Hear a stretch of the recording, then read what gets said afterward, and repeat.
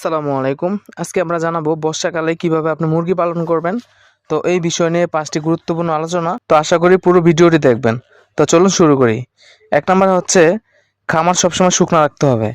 আপনার খামার অনেক সময় কি হয়, বৃষ্টি থাকে বেশি বর্ষাকালে, যার কারণে আপনার সাইডে পানি আইসা আপনার খামার ভিজে যায়, সেক্ষেত্রে বিভিন্ন রোগ বারাম সৃষ্টি হয়।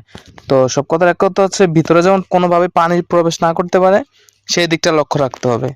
2 নম্বর হচ্ছে ওই সেই পানি, এই পানি কিন্তু লিটারগুলো ভিজিয়ে ফেলবে, বা মুরগি যে বিছানায় থাকে ভুসির উপরে সেই লিটারটা মানে একদম পুরা ভিজে গেলে খুবই সমস্যাকর।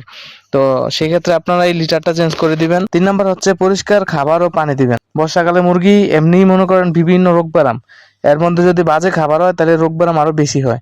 তাই ভালো পরিষ্কার পানি এবং পরিষ্কার ভালো খাবার দিবেন। তারপর হচ্ছে সময় মতো টিকা দেওয়া। বর্ষাকালে মুরগি টিকা দেওয়া খুবই গুরুত্বপূর্ণ, কারণ গরমের থেকে বর্ষাকালে রোগ ব্যারাম একটু বেশি হয়। তাই সঠিক সময়ে আপনারা টিকা দিয়ে রাখবেন। তারপর হচ্ছে মশা মাছি এমন একটা এগুলা আপনার খামারের মুরগিকে একদম তিলে তিলে তিলে তিলে ধ্বংস করে দিতে পারে।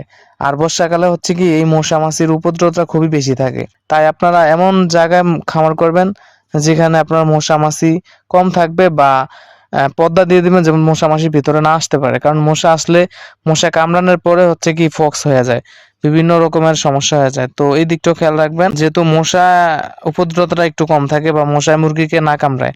তো এই বিষয়গুলো আজকে বললাম 5টা বিষয়। তো যারা আমাদের চ্যানেলে নতুন, আমাদের চ্যানেলটি সাবস্ক্রাইব করে সাথে থাকবেন, আর পেজ থেকে দেখলে অবশ্যই পেজটি ফলো করবেন। ধন্যবাদ ফাতেমা এগ্রো ফার্মের সাথে থাকার জন্য। আসসালামু আলাইকুম।